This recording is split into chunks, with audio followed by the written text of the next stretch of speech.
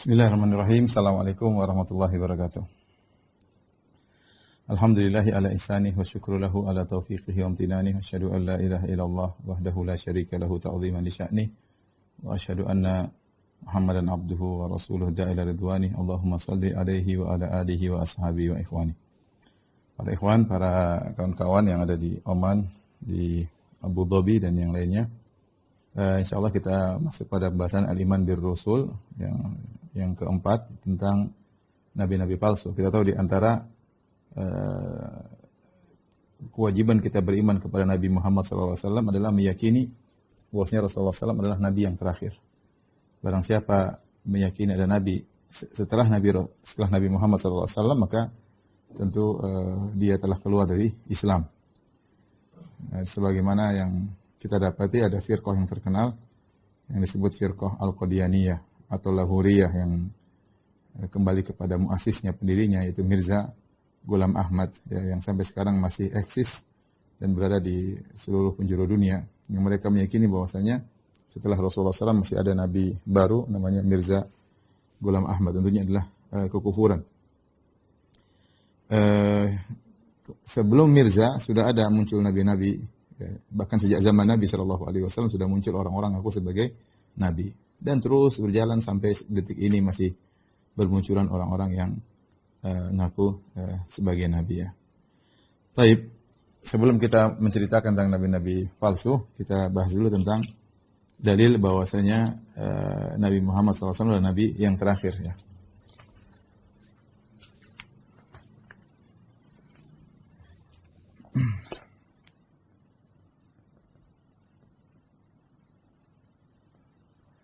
Rasulullah SAW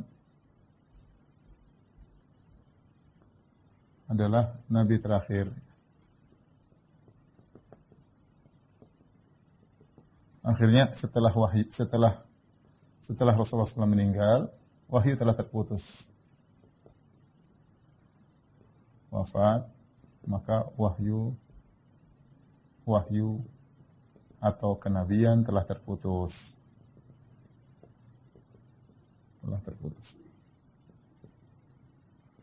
Baik, apa aja dalilnya? Dalilnya mungkin kita bisa bagi dua, dalil Al-Quran, kemudian dalil dari hadis Nabi SAW. Hadis-hadis. Adapun dari Al-Quran, mungkin kita bisa dua model, ya. Yang pertama, ayat yang tegas, ya. Yang kedua adalah ayat-ayat yang melazimkan, ya,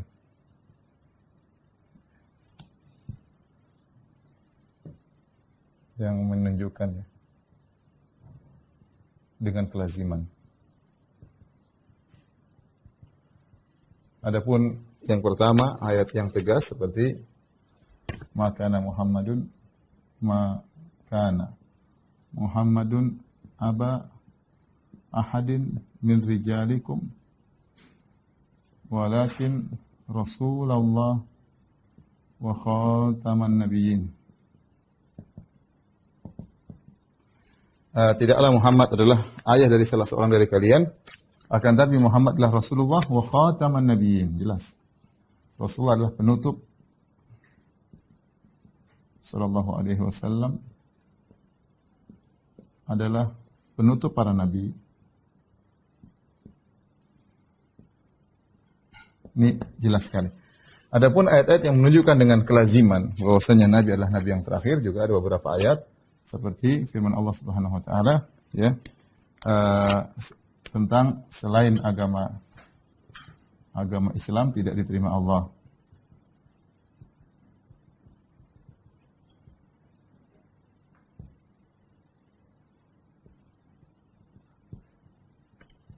Itu firman Allah Subhanahu wa taala, "Wa may yabtaghi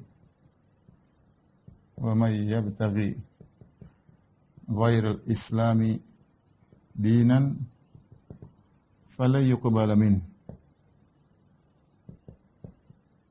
wa huwa fil akhirati minal khasirin."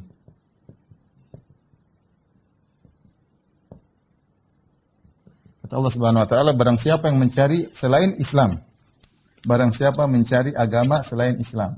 Ya, agama Islam ya agamanya Nabi Muhammad SAW. Kalau ada yang mencari selain Islam, berarti mencari selain Nabi. Dijadikan sebagai agama, falan yuqbala min, tidak akan diterima oleh Allah Subhanahu wa taala. Wa fil akhirati minal khasirin, termasuk orang-orang yang merugi, yaitu selain agama Islam tidak diterima. Yang kita tahu namanya agama Islam ini agamanya Rasulullah, ya. Ya.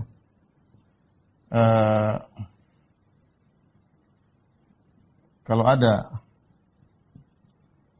nabi selain Muhammad sallallahu alaihi wasallam,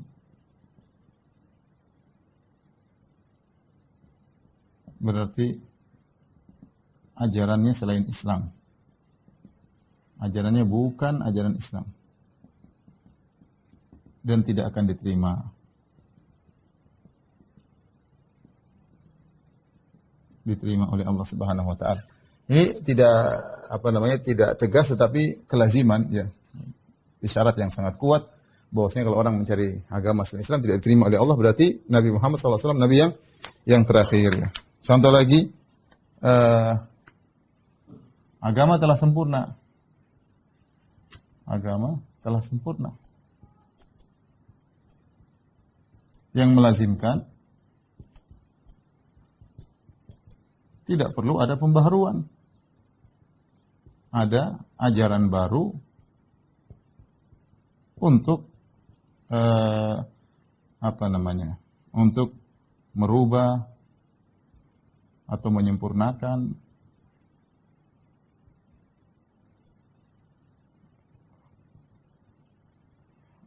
atau mengedit misalnya, ya, atau tidak perlu, menunjukkan bahwasanya tidak perlu nabi baru.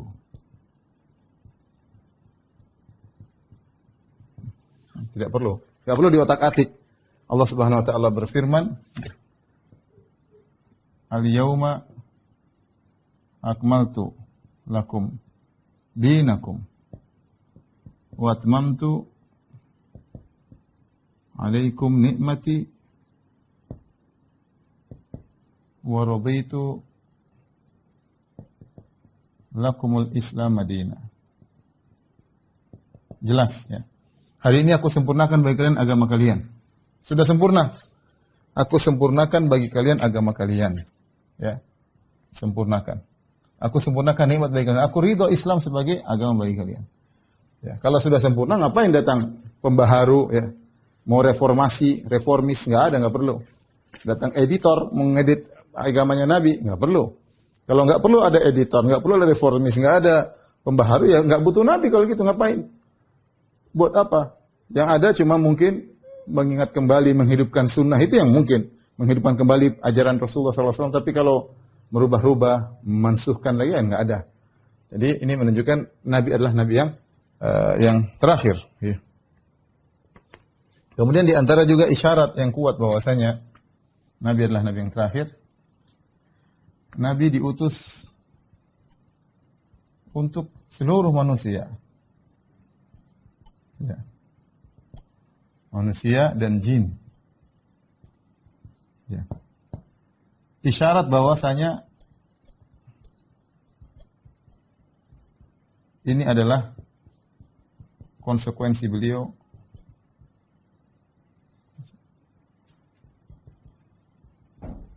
sebagai Nabi terakhir.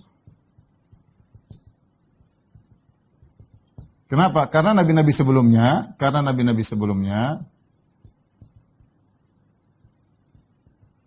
hanya diutus kepada kaumnya. Jelas kalau nabi-nabi sebelumnya diutus kepada kaumnya, berarti perlu nabi baru untuk kaum yang lain. Logikanya sederhana. Kalau nabi-nabi sebelumnya diutus kepada kaumnya masing-masing, berarti butuh nabi lain untuk ke kaum yang lain. Tatkala nabi diutus untuk seluruh umat manusia, maka menunjukkan dia nabi terakhir, tidak butuh nabi yang lain. Ya. Qul ya ayuhan nas, inni Rasulullah ilaikum jami'an. Katakanlah wahai Muhammad, wahai manusia sekalian, aku adalah utusan kepada kalian jami'an, seluruhnya. Aku utus kepada kalian seluruhnya, ya. Kemudian juga Wa ma arsalnaka illa rahmatan lil alamin. Wa ma arsalnaka illa rahmatan lil alamin. Lil alamin semua makhluk, berarti alamin mencakup seluruh makhluk. Al alamin ya mencakup seluruh makhluk. Demikian juga dalam surat Al-Furqan. Di awal surat Al-Furqan, tabarakalladzi nazzala al-furqan. Al-Furqan ala 'abdihi liyakuna lil 'alamina nadhira. Maha suci Allah yang telah menurunkan Al-Qur'an kepada hambanya itu kepada Rasulullah SAW, liyakuna lil 'alamina, sebagai pemberi peringatan kepada seluruh alam semesta. Jadi ini dari Al-Qur'an menunjukkan bahwasanya Rasulullah SAW nabi yang terakhir. Ini ya jelas ijma' ulama ya. Adapun dari tentang hadis ya, maka sangat banyak ya. Mungkin kita bisa bagi dua juga. Yang pertama, hadis-hadis yang menunjukkan tidak ada nabi setelah Rasulullah. Yang kedua, ya, hadis-hadis yang memperingatkan akan munculnya nabi-nabi palsu. Ini dua model hadis ya. Saya bacakan hadis-hadisnya ya, tentang yang menunjukkan ada nabi, tidak ada nabi setelah Rasulullah sallallahu alaihi wasallam. Di antaranya ya, Rasulullah SAW bersabda dalam Sahih Bukhari, Sahih Muslim dari Abu Hazim, dari Abu Hurairah, dari Nabi sallallahu alaihi wasallam, dia berkata, "Kanat Banu Israil tasusuhumul anbiya'u kullama halaka nabiyyun khalafahu nabiyyun wa innahu la nabiyya ba'di." Ya, sungguhnya Bani Israel dahulu mereka diatur oleh para nabi. Setiap nabi meninggal datang nabi selanjutnya. Ya, tetapi kata Nabi, "Wa innahu la nabiyya ba'di." Setelah aku tidak ada nabi lagi. Bani Israel dulu begitu, nabi meninggal datang nabi lagi, nabi meninggal datang nabi lagi. Adapun untuk aku kata Nabi, la nabiyya ba'di. Ini hadis Sahih Bukhari, Sahih Muslim ya. Dari hadis Abu Hurairah. Demikian juga hadis Sa'ad bin Abi Waqqas. Ketika Rasulullah SAW pergi menuju Tabuk, kemudian Rasulullah SAW meninggalkan Ali, Rasulullah berkata, "Alla tardu an takuna miniman bimanzilati Harun min Musa illa annahu laisa nabiyyun ba'di." Tidakkah kau ridha wahai Ali, engkau kedudukanmu denganku seperti kedudukan Harun kepada Musa. Hanya saja tidak ada nabi setelahku, tidak ada nabi setelahku. Ini juga dalil jelas la nabiyya ba'di. Kemudian juga dari Abu Hurairah ya. Rasulullah SAW bersabda, "Inna mathali wa mathalal anbiya'i qabli kamathali rajulin bana baitan." Sungguhnya perumpamaanku dengan perumpamaan nabi-nabi sebelumnya seperti seorang yang membuat suatu bangunan, sebuah rumah. Fa ahsanahu ajmalahu. Kemudian dia baguskan rumahnya tersebut. Dia indahkan rumahnya tersebut. Illa mawdi'a labinatin min zawiyatin. Kecuali ada di pojok rumah ada satu bata yang belum dipasang. Di rumah sudah bagus, tinggal satu bata aja, belum dipasang. Faja'alan nas yatufuna bihi. Orang-orang pun putar-putar rumah tersebut, melihat.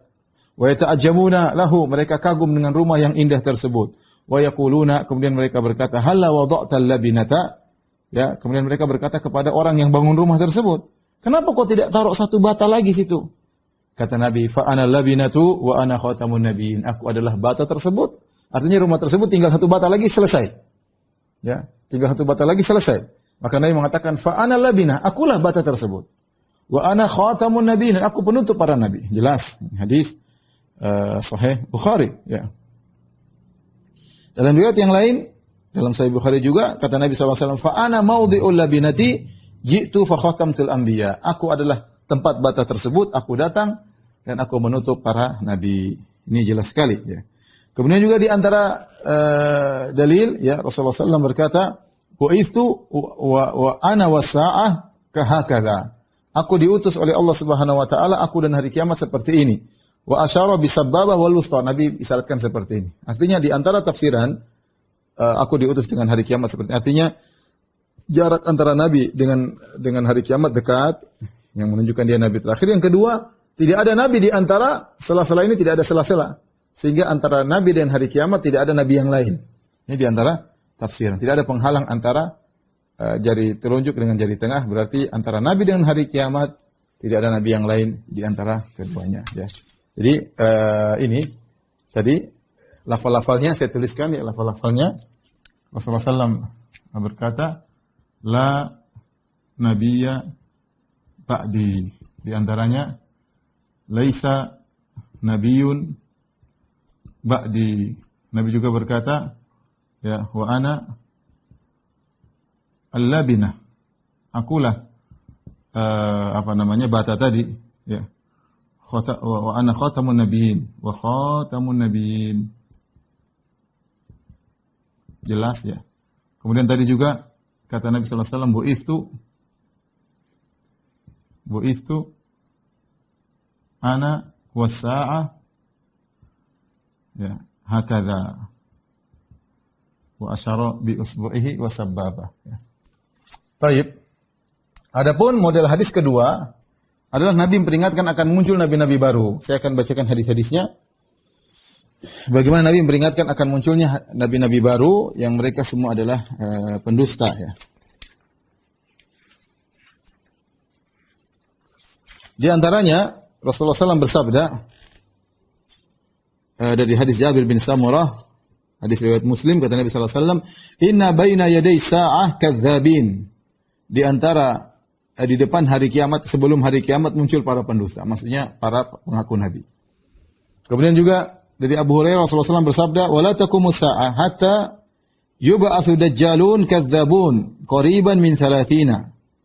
Ya, kulluhum yaz'umu annahu Rasulullah. Tidaklah tegak hari kiamat sampai diutus atau muncul 30 para pendusta, ya, para dajjal, ya, hampir 30 orang. Semuanya mengaku dia adalah utusan Allah. Semuanya mengaku dia utusan Allah. Ya, Rasulullah SAW jelaskan ini juga dalam Sahih Bukhari. Akan ada sekitar 30 orang kata Nabi yang muncul sebelum hari kiamat. Semuanya mengaku sebagai utusan Allah.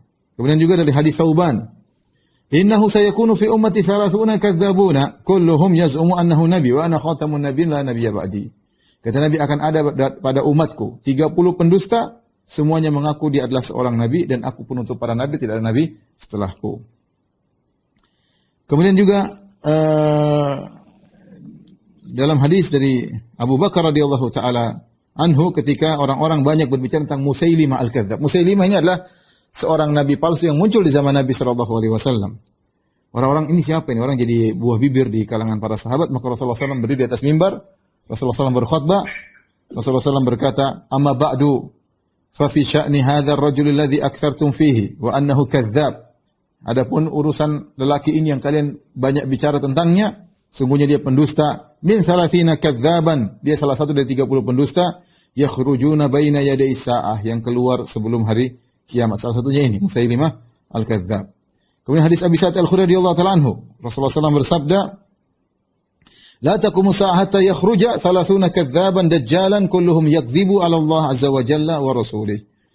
Tidak tegak hari kiamat sampai muncul 30 pendusta dajjal seluruhnya, semuanya mengaku mereka berdusta atas nama Allah dan di atas nama Rasulnya. Ya. Taib. Ini hadis banyak sekali dari Samurah, Jabir bin Samurah, dari Abu Hurairah, dari Thauban, dari Abu Bakar, dari Abu Sa'id al-Khudri, dari 5 sahabat, semuanya mengatakan akan muncul 30 pendusta. Dalam sebagian riwayat, Rasulullah SAW berkata, "Fi ummati kadzdzabuna dajjalun sab'atun wa ishrun, minhum arba'un niswah." Kata Nabi, di umatku ada 30 pendusta. Ada 27 pendusta. Ada 27 pendusta. Di antaranya 4 wanita. Wa inni khatamun nabiyyin la nabiyya ba'di. Sungguhnya aku adalah penutup para nabi dan tidak ada nabi setelahku. Jadi ini memberi faedah kepada kita bahwasanya ternyata yang ngaku sebagai nabi bukan cuma laki-laki. Di antara 27 orang tersebut ada 4 wanita ngaku sebagai nabi. Kita jelaskan caranya Sijah atau Sujah bintul Haris, dia ngaku sebagai nabi ya. Inilah dalil-dalil yang menunjukkan bahwasanya akan muncul orang-orang aku sebagai nabi. Terus di sini ya. Kata Nabi sallallahu alaihi wasallam, ya, akan datang dari umatku salasuna kadzabun. Dajjalun, ya. 30 sekitar 30 pendusta. Dajjal itu artinya pendusta ya. Di antaranya kata Nabi sallallahu alaihi wasallam, minhum arba'u niswah. 4 wanita mengaku sebagai nabi. Nabi perempuan. Sebagai nabi ya. Inilah dalil-dalil yang menunjukkan bahwasanya Nabi Muhammad SAW nabi yang terakhir. Tidak ada lagi nabi setelah Rasulullah SAW. Taib, habis ini kita akan bacakan sedikit cerita mereka tentang nabi-nabi palsu tersebut ya. Tunggu, saya tambahkan lagi dan dalil bahwasanya nabi tidak ada nabi setelah Nabi SAW, ijma ulama ya. Ijma ulama ya. Bahwasanya para sahabat dan nabi bahwasanya tidak ada nabi kecuali Nabi Muhammad SAW. Oleh karena ketika muncul nabi-nabi baru diperangi oleh para sahabat. Ketika muncul Musailimah, maka Abu Bakar dan para sahabat perang karena mereka tahu itu kafir, pendusta. Karena tidak ada lagi nabi selain nabi. Ada Al-Aswad Al-Anasi muncul di Yaman, diperangi. Para sahabat perangi, menunjukkan mereka sepakat tidak ada nabi baru. Kalau nabi baru ngaku nabi harus diperangi. Karena dia kafir, dia merusak agama, maka diperangi. Baik. Tolong dihapus.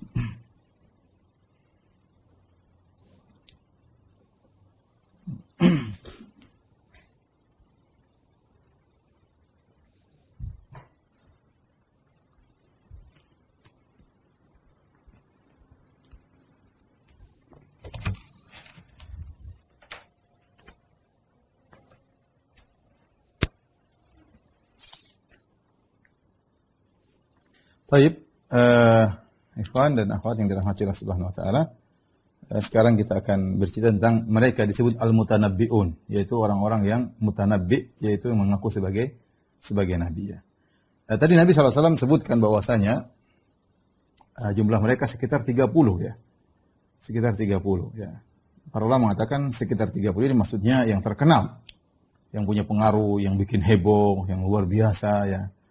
Seperti nanti akan disebut tokoh-tokohnya. Tidak semua orang ngaku nabi. Kalau yang ngaku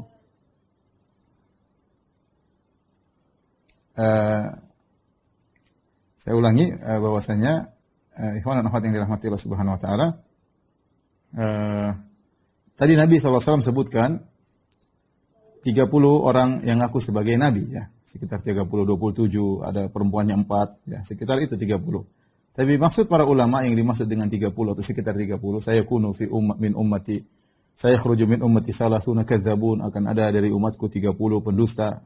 Kulluhum yaz'umu annahu nabi, semuanya ngaku sebagai nabi, wa ana khatamun nabiin, aku penutup para nabi, wala nabiyya ba'di, tidak nabi setelahku. 30 ini adalah orang-orang hebat-hebat yang punya pengaruh luar biasa. Yang mungkin punya pasukan, punya pengaruh, punya pengikut yang luar biasa. Bukan semua yang ngaku sebagai nabi. Kalau yang ngaku sebagai nabi banyak sekali ya. Banyak sekali. Saya juga pernah ketemu orang ngaku sebagai nabi ya. Jadi banyak. Apalagi di tanah air kita banyak orang ngaku sebagai nabi. Terakhir ketemu ada nabi di Karawang ya. Kemudian Ahmad Musaddiq, kemudian akhir-akhir ini ada nabi dari Sulawesi ya, yang diwawancara kayak orang-orang bingung ya, kemudian tidak sholat dan yang lainnya. Kalau nabi-nabi begitu banyak banget ya, nabi-nabi begitu banyak banget ya. Ngaku Lia Amiduddin yang ngaku sebagai Nabi Isa atau sebagai apa saya lupa. Saya juga pernah lihat ada orang rambutnya gondrong zaman dulu masuk di televisi, dia ngaku sebagai nabi ya. Ketika ditanya siapa kamu, kata dia saya Isa bin Maryam. Kenapa? Saya turun ke bumi, dari langit turun ke bumi karena banyak orang melakukan kerusakan, saya ingin perbaiki. Ya orang ini orang gila-gila gini banyak ya. Terakhir Ahmad Musaddiq yang juga sudah meninggal ya. Bukan itu maksudnya nabi-nabi seperti itu. Tapi yang dimaksud 30 orang ini nabi-nabi yang luar biasa ya. Seperti Musailimah, seperti Suja, seperti Mirza Ghulam Ahmad ya.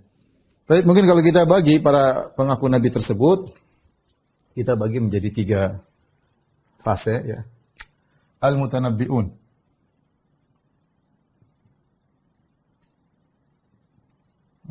Nabi-nabi palsu. Kita bisa bagi tiga. Yang pertama, yang muncul di zaman Nabi sallallahu alaihi wasallam.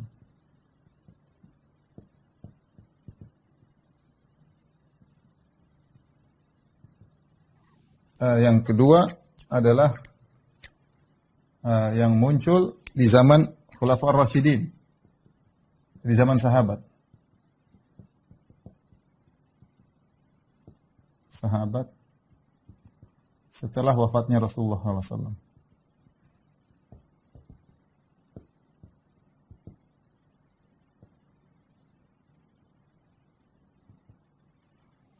Kemudian yang ketiga, ya, yang muncul setelah zaman mereka, yang muncul setelah zaman para sahabat. Ada sebagian ulama membagi sampai dinasti Umayyah, dinasti Abbasiyah, tapi kita umumkan saja yang muncul setelah zaman para sahabat hingga saat ini, ya. Contoh yang muncul di zaman Nabi SAW ada 3 orang yang terkenal, ya. Yang pertama adalah Al-Aswad Al-Anasi,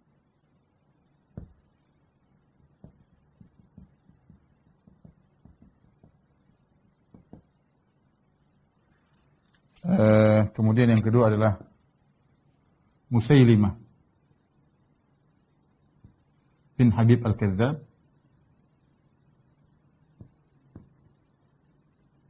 Al-Hanafi Al-Kadzdzab, yaitu Musailimah Al-Kadzdzab. Kemudian yang ketiga Tulaihah bin Khuwailid Al-Asadi. Tulaihah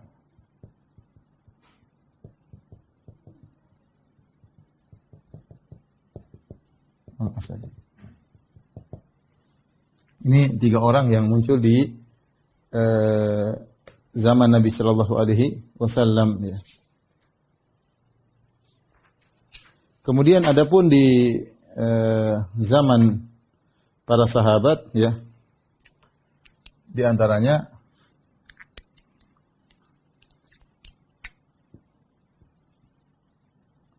Laqit bin Malik Al-Azdi,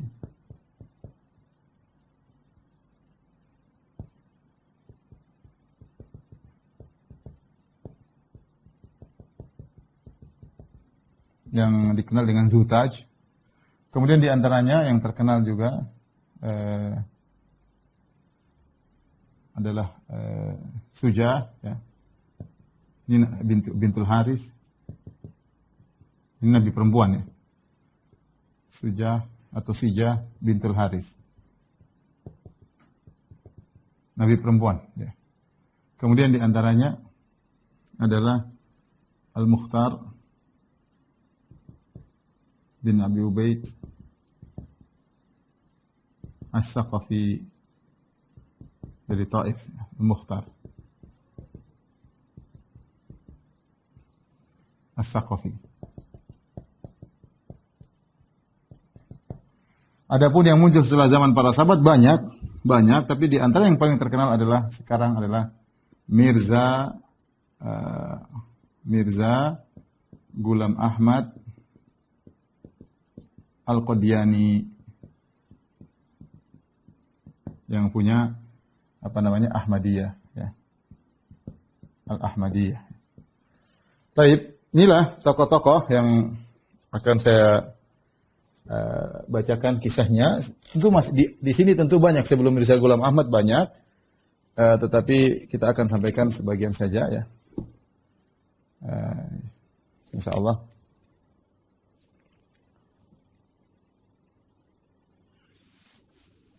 Baik, sekarang kita cerita terlebih dahulu adalah nabi yang muncul, nabi-nabi palsu yang muncul di zaman Rasulullah sallallahu alaihi wasallam. Yang pertama dia sebut adalah Al-Aswad Al-Anasi. Al-Aswad Al-Anasi disebut dia diberi namanya sebenarnya Abhalah bin Ka'ab. Tetapi dia diberi gelar dengan Al-Aswad karena orangnya hitam, ya, orangnya hitam. Dan dia muncul mengaku sebagai nabi pada tahun 11 Hijriyah, ya. Dia ngaku sebagai nabi, kemudian dia pun pergi ke negeri Yaman, ya. Kemudian dia memiliki kekuatan yang hebat di sana, ya. Bahkan dia pun membunuh dia pergi ke Son'a dan dia membunuh Amir Son'a yang adalah seorang muslim yang bernama Syahr bin Badhan. Syahr bin Badhan dibunuh oleh Al-Aswad Al-Anasi, kemudian dia paksa nikah sama istrinya, ya, istrinya Syahr, karena istrinya seorang wanita cantik. Jadi tadi wanita muslimah tapi dipaksa kawin oleh Al-Aswad Al-Anasi. Al-Aswad Al-Anasi disebutkan dia punya keajaiban itu sihir, dia punya ilmu sihir sehingga banyak orang percaya kepada dia. Di antaranya ketika ada himar jatuh, ya, di depan dia, maka dia bilang ini himar sedang sujud kepada saya. Dan himar tersebut tidak akan bangkit dari sujudnya padahal jatuh, ya, tidak akan bangkit sujud kecuali saya ngomong. Setelah dia ngomong baru himarnya bangkit. Orang semakin percaya, ya. Ada yang mengatakan dia latih dulu. Latih himar tersebut, ya, dongki tersebut, keledai tersebut dilatih supaya bisa sujud atau ruku kepada dia di hadapan manusia sehingga orang semakin percaya kepada dia. Dia ngaku sebagai nabi, ya, kemudian membunuh Amir Son'a, ya. Akhirnya Rasulullah sallallahu alaihi wasallam menyuruh para sahabat untuk membunuhnya. Para sahabat dikirim ke Son'a untuk membunuhnya, maka diutuslah 4 orang sahabat, ya. Itu Qais bin Ya'guth dan Khairus dan Dazawih, ya. Intinya akhirnya dia dibunuh oleh seorang yang bernama Fairuz Ad-Dailami. Fairuz Ad-Dailami akhirnya masuk ke dalam rumahnya, kemudian dia bunuh Al-Aswad Al-Anasi tersebut, ya. Maka ketika wafat atau tewas Al-Aswad Al-Anasi, maka Nabi SAW mengabarkan, dan Nabi SAW di Madinah, Nabi SAW menyampaikan, telah sampai kepada kabar bagaimana Fairuz telah membunuh Al-Aswad Al-Anasi, maka Nabi berkata, faza Fairuz, telah beruntung atau telah menang Fairuz. Dan Fairuz Al-Anasi ini, Ad-Dailami ini akhirnya nanti wafat di sekitar di zaman Muawiyah, ya, itu lebih dari 50 Hijriyah, ya. Setelah mereka membunuh, karena dia punya pengawal yang banyak, tapi mereka berhasil diam-diam masuk ke rumah kemudian bunuh Al-Aswad Al-Anasi ini. Setelah itu dipenggalah kepalanya, ya. Kemudian mereka bingung gimana caranya kita umumkan kepada masyarakat, ya. Pengikutnya banyak. Akhirnya ketika waktu yang tepat, akhirnya mereka pun melemparkan di hadapan pengikutnya kepalanya Al-Aswad Al-Anasi. Kemudian ada yang berteriak, mereka pun berteriak, asyhadu anna Muhammadar Rasulullah wa anna Abhalah kadzdzab. Ya, aku bersaksi bahwasanya Muhammad adalah utusan Allah. Adapun Abhalah ini adalah seorang pendusta. Akhirnya para pengikutnya kocar-kacir, kemudian mereka kabur meninggalkan Son'a. Ya, inilah nabi pertama yang akhirnya tewas, yaitu Al-Aswad Al-Anasi, yang dia tewas di zaman Nabi sallallahu alaihi wasallam. Kemudian, tapi intinya Al-Aswad Al-Anasi punya keahlian, ya, punya kelebihan, mungkin punya semacam trik atau sihir yang membuat orang percaya kepada dia. Dan kedua orang ini, yang kedua muncul namanya Musailimah Al-Kadzdzab, ya, Musailimah Al-Kadzdzab. Ini juga muncul di zaman Nabi sallallahu alaihi wasallam, ya. Dan kedua orang ini telah diisyaratkan oleh Nabi sallallahu alaihi wasallam. Jadi Musailimah dia dari Bani Hanifah. Di Bani Hanifah datang bertemu dengan Nabi sallallahu alaihi wasallam ketika Amul Wufud sekitar tahun 9 Hijriah. Dia datang kemudian dia seakan-akan masuk Islam, ya, dengan teman-temannya, dengan kaumnya, datang kepada Nabi sallallahu alaihi wasallam, ya.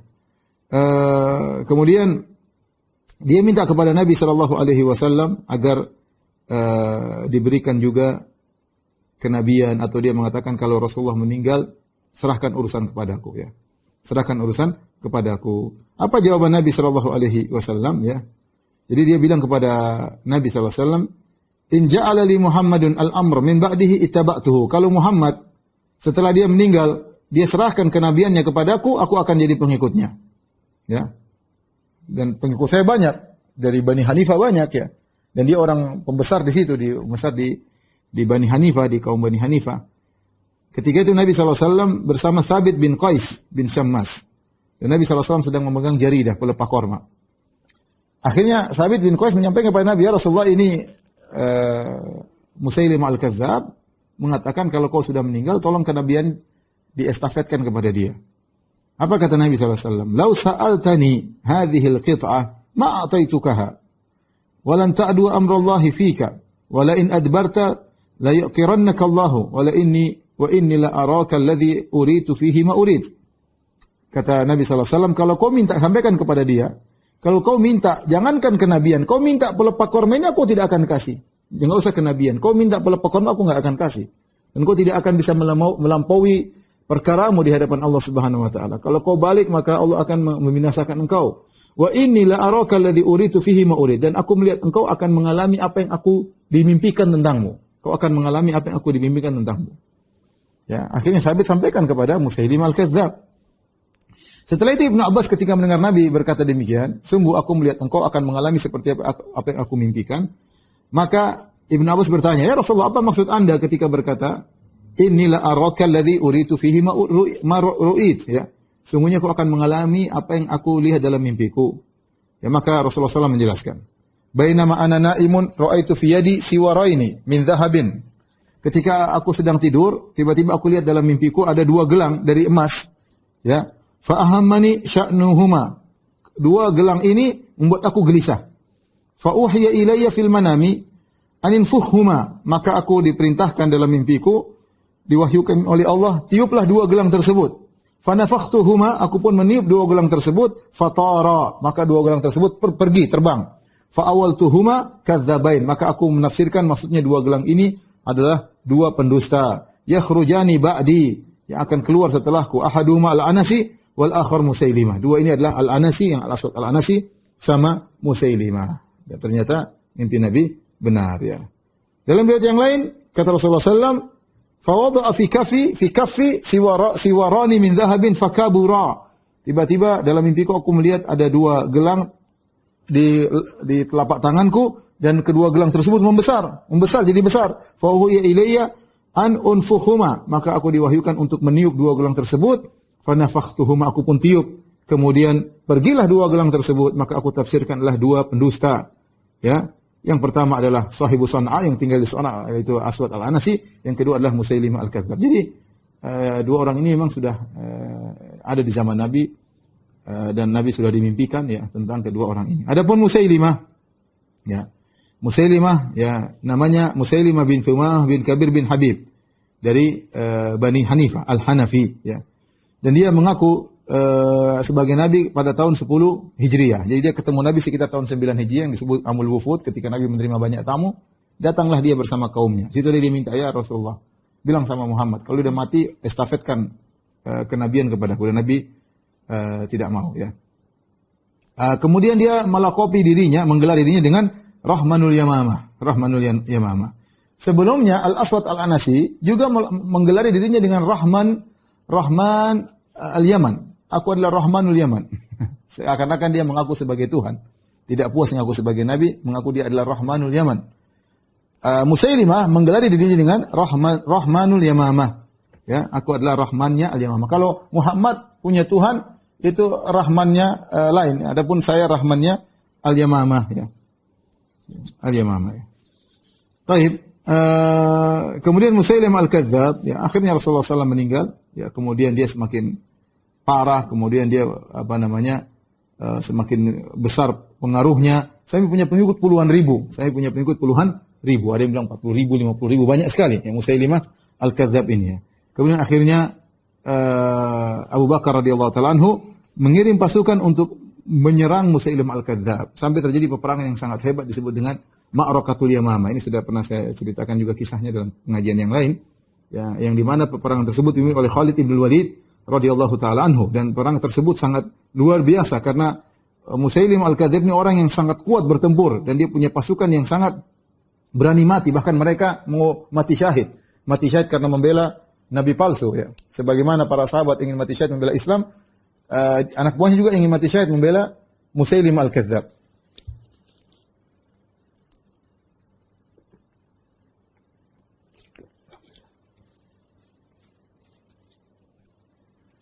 Ketika Nabi masih hidup, dia sempat nulis surat kepada Nabi sallallahu alaihi wasallam.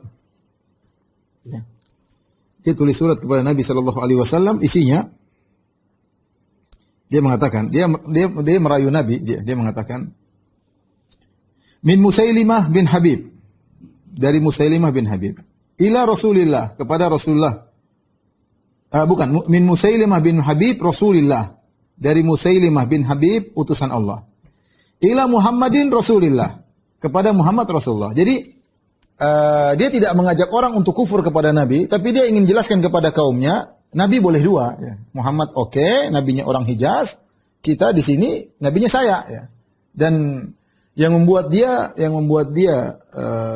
memiliki pengaruh yang besar, ada seorang dari pengikut Rasulullah SAW yang murtad, yang Nabi utus dia untuk mengajari Banu Hanifah, ternyata dia ngaku-ngaku bahwasanya benar Muhammad telah mengatakan Musailimah ini menyertai Nabi, syarikat. Ya. Nabi Muhammad SAW adalah Rasul di sana dan Musailimah adalah Rasul di sini. Dan saya mendengar Muhammad mengatakan demikian. Akhirnya orang-orang pada semakin percaya dengan Musailimah Al-Kadzdzab sebagai Nabi.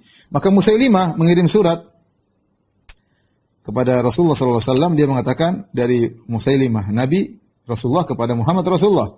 Salamun alaik, ya, selamatan bagi engkau wahai Muhammad. Fa inni qad usyriktu fil amr wa inna lana nisfal ardi wa li Quraisy nisfal ardi.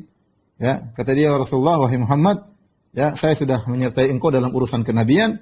Nanti bagi engkau setengah, bagi aku setengah. Ini ada Banu Hanifah punya penghasilan, setengahnya buat saya, setengahnya buat engkau. Ya, kita bagi dua, kita kan sama-sama Nabi. Apa kata Nabi sallallahu alaihi wasallam?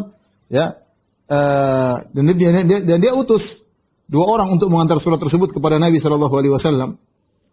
Sampailah surat itu kepada Nabi sallallahu alaihi wasallam. Kemudian Nabi baca, kemudian Nabi berkata kepada dua utusan tersebut yang mengantar surat, "Fama taqulani antuma?" Bagaimana menurut kalian berdua tentang surat ini? Maka mereka berdua, utusannya Musailimah berkata, "Naqulu kama qala." Kami meyakini apa yang diyakini oleh Musailimah, ya. Maka Rasulullah SAW berkata, "Amma wallahi, laula anna rusul la tuqtal la darabtu a'naqakuma." Seandainya dalam aturan kenegaraan utusan tidak boleh dibunuh, tentu aku telah menyuruh untuk membunuh kalian berdua. Karena kalian berdua murtad. Kalian berdua murtad, mengaku ada nabi selain aku. Tapi karena dalam aturan undang-undang negara, ya, tidak boleh utusan dibunuh, maka aku tidak bunuh kalian. Jadi Rasulullah SAW menulis surat balasan kepada Musailimah. Isinya, Bismillahirrahmanirrahim, min Muhammad Rasulullah ila Musailimah Al-Kadzdzab. Salamun ala man ittaba'al huda. Dari Rasulullah kepada Musailimah sang pendusta. Keselamatan bagi orang yang mengikuti petunjuk. Amma ba'du. Fa innal arda lillahi yurithuha may yasha. Sungguhnya bumi adalah milik Allah, bukan milik aku, bukan milik engkau. Ya. Allah memberikan kepada siapa yang Allah kehendaki min ibadihi, dari hamba-hambanya. Wal aqibatu lil muttaqin. Dan kesudahan yang baik hanya untuk orang-orang yang bertakwa, hanya orang-orang yang bertakwa. Kemudian akhirnya Rasulullah SAW meninggal, kemudian Abu Bakar mengirim pasukan dipimpin oleh Khalid bin Walid, ya, menyerang Banu Hanifah, dan puluhan ribu, ya, sekitar mungkin dia pasukannya sekitar 50 ribuan. Terjadi perang hebat, banyak sahabat yang meninggal dunia, luar biasa. Sampai akhirnya mereka terjebak, mereka pun masuk dalam hadiqah, suatu kebun, ya, milik semacam benteng milik Musailimah Al-Kadzdzab, sehingga kaum muslimin sulit untuk menembus benteng tersebut. Maka muncullah seorang sahabat namanya Al-Bara' bin Malik radhiyallahu anhu. Karena tidak bisa tembus, Al-Bara' bin Malik mengatakan, "Lemparkan aku agar aku masuk ke dalam benteng tersebut." Ya, dia nekat, ya. Nekat, ya. Jadi ini benteng pintunya enggak bisa terbuka, dia minta lempar agar dia buka dari dalam. Dan ini luar biasa ini. Akhirnya Al-Bara' bin Malik yang mungkin kalau masuk langsung diborong sama mereka, tapi Allah jaga dia. Ketika dia dilempar masuk ke dalam, dia berhasil buka pintu. Setelah dia berhasil buka pintu, akhirnya kaum muslimin menyerang, dan akhirnya Musailimah Al-Kadzdzab terbunuh oleh seorang Ansari dan juga dibunuh oleh Wahsy. Wahsy yang pernah membunuh Hamzah bin Abdul Muttalib. Dia ambil tombak yang pernah dia bunuh Hamzah, tombak itu pula yang dia gunakan untuk membunuh Musailimah Al-Kadzdzab. Maka dia lempar dari jauh, akhirnya menembus dada Musailimah Al-Kadzdzab. Apa kata Wahsy? La in ana qataltuhu laqad qataltu khairan nas wa syarran nas. Kalau saya yang berhasil membunuh Musailimah Al-Kadzdzab, sungguh aku telah membunuh orang terbaik yaitu Hamzah, dan aku telah membunuh orang terburuk yaitu Musailimah Al-Kadzdzab. Maka tewaslah Musailimah Al-Kadzdzab, ya, di zaman Abu Bakar radhiyallahu anhu. Muncul nabi ketiga, namanya Tulaiha bin Khuwailid Al-Asadi. Tulaiha, ya, ini orang Dia sahabat ya, tetapi kemudian dia murtad mengaku sebagai nabi. Dia murtad mengaku sebagai nabi. Bahkan dipuji bagaimana kana Tulaiha yu'addu bi alfi faris. Dia adalah seorang yang dianggap seperti 1000 pasukan saking hebatnya dalam bertempur. Li syaja'atihi wa shiddatihi. Saking hebatnya dia dalam bertempur, orang yang hebat dalam pertempuran. Tapi akhirnya dia berubah, akhirnya dia mempengaruhi kabilah Ghatafan, kabilah Asad, kabilah Tayy dan kabilah Usayyah. 4 kabilah dia bawa untuk menjadi anak buahnya. Akhirnya di zaman Abu Bakar mengirim pasukan untuk menyerang dia. Tulaiha ya, ini terjadi peperangan ya. Terjadi peperangan yang luar biasa ya. Dan di antaranya dia dibela oleh Husain ya Uyainah bin Husain bergabung sama Tulaiha. Ya, terjadi peperangan dengan hebat. Dan Tulaiha lagi nonton mereka berperang. Uyainah datang, wahai Tulaiha, hal ja'aka Jibril? Jibril datang belum? Kasih wahyu. Kata Tulaiha belum. Ayo, perang lagi, balik, perang lagi. Setelah perang balik lagi. Jibril udah datang belum? Kata dia, belum, perang lagi. Ini sudah kondisi perang, Jibril belum datang. Akhirnya dia datang lagi 3 kali, Jibril datang belum? Sudah. Apa yang dia wahyukan kepadamu? Ada, dia kasih wahyu. Yaitu Jibril qad ja'ani, Jibril datang kepadaku dan dia berkata, innalaka yauman satalqahu, laisa laka awwaluhu walakin laka akhiruhu.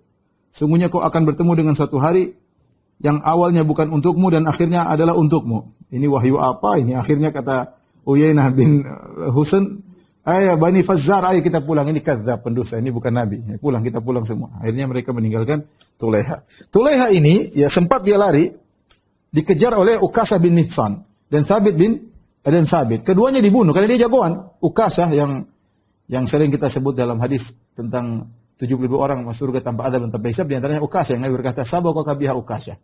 Ukasah sudah kedahuluan minta termasuk 70.000 orang masuk surga tanpa hisab. Ukasah ini meninggal ketika melawan Tulaiha. Dia kejar Tulaiha tapi Tulaiha jagoan, akhirnya Tulaiha bawa lari istrinya, kemudian dia pergi menyelamatkan diri, datanglah Ukasah, maka Ukasah meninggal dunia. Kemudian datanglah Sabit juga meninggal dunia. Larilah dia pergi ke Irak, ya kalau tidak salah ke Irak, si Tulaiha. Subhanallah. Setelah itu, dia lari ke Syam, ke negeri Syam, kemudian tinggal di Halab di negeri Syam, sampai akhirnya Abu Bakar meninggal dunia. Ya, Abu Bakar meninggal dunia dan dia sudah masuk Islam, dia sudah sadar sebenarnya. Ini di antara nabi palsu yang sadar. Dia sudah sadar tapi dia malu ketemu Abu Bakar karena sudah terjadi peperangan di zaman dia. Dia malu ketemu Abu Bakar padahal dia sudah sadar. Sampai akhirnya Abu Bakar meninggal, diganti dengan Umar bin Khattab radhiyallahu taala anhu, maka datanglah Tulaiha. Nabi palsu tapi sudah sadar. Dia datang kepada Umar dan dia ingin membaiat Umar. Umar berkata kepada Tulaiha, "Anta qatilu Ukasha wa Thabit." Bukankah kau yang telah membunuh Ukasha dan Thabit, wahai Tulaiha? Ya, wallahi la uhibbuka abadan. Kata Umar, aku demi Allah tidak bisa cinta sama kau. Saya tidak suka dengan kau. Kau telah membunuh Ukasha dan Thabit, 2 sahabat mulia. Nabi sudah jamin mau surga dua-duanya. Maka apa kata Tulaiha? Wahai Amirul Mukminin, wahai Amirul Mukminin, ma yahumuka min rajulaini? Kenapa kau sibuk dengan 2 orang, Ukasha dan Thabit? Akramahumullah biyadi. Allah telah memuliakan mereka berdua mati syahid lewat tanganku, aku yang bunuh mereka sehingga mereka mati syahid. Walam yuhinni bi aidihima, dan Allah tidak menghinakan aku mati oleh mereka berdua. Jadi bagaimana cerdasnya Tulaiha, dia berkata, ya Amir, ya Umar, apa urusanmu dengan 2 orang itu? 2 orang itu mati syahid. Siapa sebabnya? Aku bunuh mereka mati syahid. Allah telah memuliakan mereka berdua. Dan Allah tidak menghinakan aku, seandainya aku mati di tangan mereka berdua, aku mati dalam kondisi kafir. Tapi Allah tidak menghinakan aku. Ya sudah. Akhirnya Umar menerima baiatnya. Dan kemudian Tulaiha sadar dan bagus Islamnya sampai akhirnya dia masuk dalam peperangan Nahawan, kemudian dia mati syahid. Dia mati syahid, ya. Radhiyallahu taala anhu. Ya, ini contoh nabi palsu tapi sadar, ya. Alhamdulillah hidayah dari Allah Subhanahu wa taala. Inilah 3 orang yang di zaman Rasulullah SAW. Kemudian muncul nabi-nabi baru setelah Rasulullah SAW wafat. Di antaranya Laqit bin Malik al-Asdi. Laqit bin Malik al-Asdi ngaku sebagai nabi, kemudian diperangi oleh Abu Bakar radhiyallahu taala anhu, dikirim pasukan sampai terjadi perang luar biasa. Awalnya dia menang, saya cerita secara singkat saja. Kemudian datang pertolongan dari sebagian sahabat, akhirnya peperangan luar biasa, akhirnya dia tewas, 10.000 orang 10.000 orang dari pasukannya tewas. Perang luar biasa sampai 10.000 dari pasukannya Laqit bin Malik al-Azdi, nabi palsu ini pun tewas. Kemudian di antara nabi palsu adalah Sujah bintul Harith. Sujah bintul Harith ya, dia ngaku sebagai nabi perempuan ya. Kemudian dia bawa pasukannya puluhan ribu ketika Khalid bin Walid akan menyerang Musailimah al-Kadzdzab dalam Ma'rakatul Yamamah, sudah tadi kita ceritakan. Sujah datang. Dan ini membuat Sujah datang ingin bertemu dengan Musailimah. Musailimah ketakutan, waduh repot nih. Kalau dia menyerang saya, berarti dua serangan. Khalid bin Walid dengan pasukannya menyerangku, Sujah datang dengan pasukannya. Ini nabi perempuan. Akhirnya datanglah Musailimah ketakutan, akhirnya dia bikin cara. Dia bilang, ya sudah, ketika sampai di depan bentengnya dia mengatakan, wahai Sujah, jauhkanlah dirimu dari anak buahmu, ketemu dengan saya, kita ketemu berdua. Maka dia siapkan kemah, kemudian dikasih wangi-wangian sangat indah. Akhirnya Sujah pun masuk. Akhirnya pun mereka ngobrol berdua. Ya, mereka ngobrol berdua. Kemudian Musailimah berkata, wahai Sujah, adakah wahyu turun kepadamu? Kau kan nabi perempuan, ada wahyu turun enggak? Kata Sujah, masa perempuan lebih dahulu? Nabi laki-laki dulu lah. Ada wahyu turun kepadamu? Kemudian kata Musailimah, ada wahyu. Apa wahyunya? Dia bacakan. Allah berfirman kepadaku, alam taro ila rabbika kaifa fa'ala bil hubla akhraja minha nasamah tas'a min baini saffaqin wahshi. Artinya, tidakkah kau lihat kepada Rabbmu bagaimana Rabbmu bertindak kepada wanita hamil? Sungguhnya wanita hamil mengeluarkan nyawa yang keluar di antara isi perut. Ini wahyunya Musailimah. Kemudian juga dia tanya lagi. Sujah berkata, terus wahyu yang lain apa lagi? Ada. Saya diberi wahyu lagi dari Jibril. Wahyu berikutnya, annallaha khalaqan nisaa afwaja. Sungguhnya Allah menciptakan wanita dengan berlobang-lobang. Wa ja'ala berkelompok-kelompok, wa ja'ala rijala lahunna azwaja. Dan Allah menjadikan bagi mereka lelaki-lelaki, fanuliju fihinna qa'san ilaja, dan akhirnya kami para lelaki memasukkan kemaluan ke mereka ya, dengan memasukkan ini wahyu ngawur ya. Intinya kata Sujah, iya benar, aku bersaksi kau adalah seorang nabi. Akhirnya Musailimah nikah sama Sujah. Kita nikah aja sudah, nikah. Nabi laki-laki nikah sama nabi perempuan. Akhirnya Sujah pulang kepada kaumnya dengan gembira bahwasanya Musailimah telah menikah dengan dia. Kaumnya berkata, wahai Sujah, kau menikah dengan Musailimah? Iya. Maharnya apa? Waduh, dia belum kasih mahar. Minta ke mahar sama dia. Akhirnya pulang lagi Sujah minta mahar. Wahai Musailimah, mana maharku? Musailimah bingung apa? Gini, maharnya sampaikan kepada kaum, saya kasih mahar buat kamu dan kaummu, bahwasanya Allah untuk kalian tidak ada salat isya sama salat subuh. Gugur. Salat 3 kali aja. Salat isya, salat subuh digugurkan, itu loh mahar dariku. Intinya Sujah akhirnya sadar ya. Di akhir penghujung hayatnya dia pun sadar dan dia kembali lagi kepada Islam ya. Dan Allah berikan hidayah kepadanya dan bagus Islamnya. Dan bagus Islamnya di antara kisah seorang wanita yang kemudian mengaku nabi akhirnya sadar. Setelah di zaman para sahabat juga ada seorang namanya Al-Mukhtar bin Abi Ubaid As-Saqafi ya, dari Taif ya, yang dia muncul ya, yang dia tewas pada tahun 67 Hijriyah, 67 Hijriyah ya, dibunuh oleh pasukannya Abdullah bin Zubair. Dia juga ngaku sebagai nabi. Ya, Rasulullah SAW pernah bersabda dalam satu hadis tentang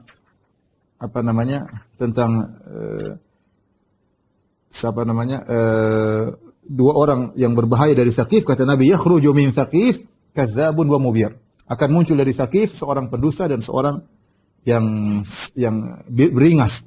Adapun pendusta engkau, yaitu Mukhtar bin Abi Ubaid As-Saqafi. Adapun yang beringas adalah Hajjaj bin Yusuf As-Saqafi, dua orang tokoh dari Bani Tsaqif dari Taif ya.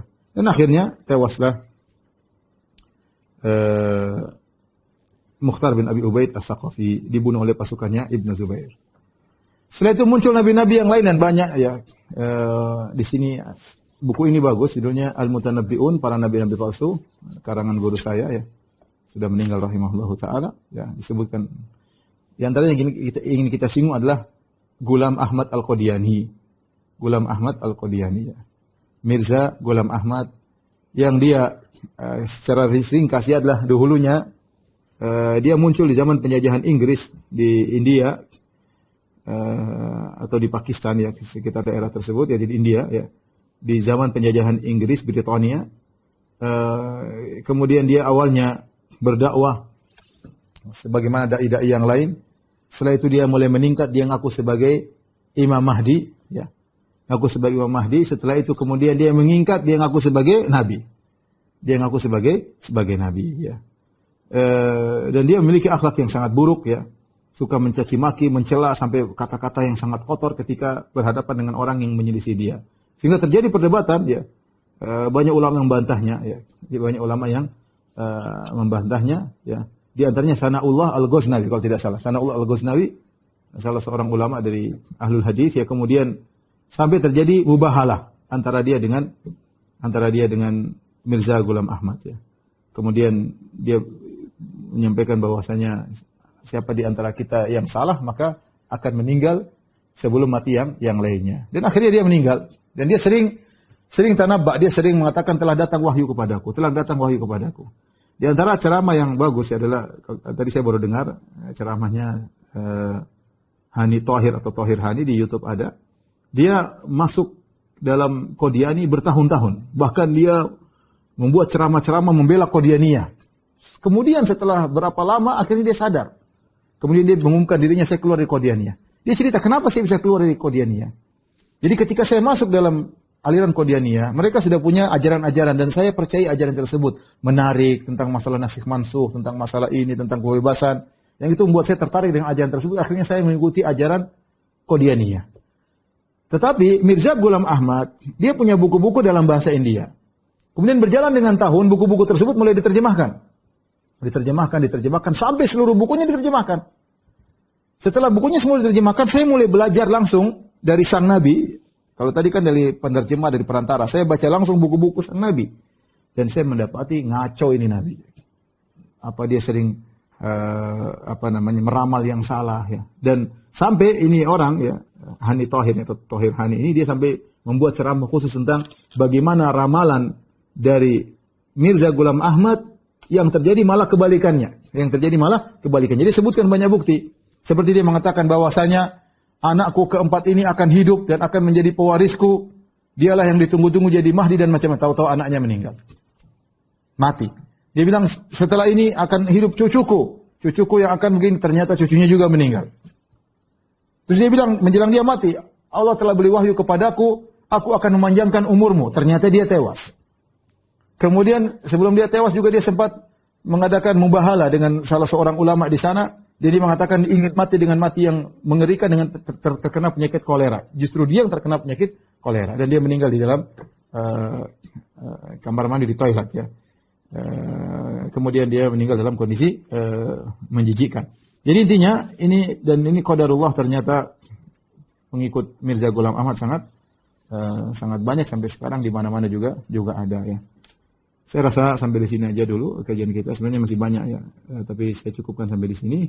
Ada kisah-kisah lucu tentang para nabi-nabi palsu tersebut ya. Tapi ya kita cukup sampai di sini saja ya. Sebelum saya tutup, saya sudah pernah ceritakan ketika saya di satu kapal dari Papua ke Jawa. Tiba-tiba biasa ada orang ceramah di musola. Ya. Tiba-tiba ada orang Indonesia kemudian mengaku sebagai nabi. Dia bilang sudah lama Jibril turun kepadaku. Saatnya saya harus inzar, memberi peringatan ya. Subhanallah. Orang-orang pada bengong melihat dia, tampangannya bukan tampang nabi, kayak orang bahlul, tapi dia ngaku sebagai nabi. Saya bilang kalau hampir-hampir saya menjadi sahabat nabi kalau saya benarkan dia, sahabat nabi palsu. Mungkin sampai di sini saja yang bisa saya sampaikan. Insyaallah kita lanjut di pekan berikutnya. Kurang lebih saya mohon maaf. Wabillahi taufiq wal hidayah. Assalamualaikum warahmatullahi wabarakatuh. Subhanallah.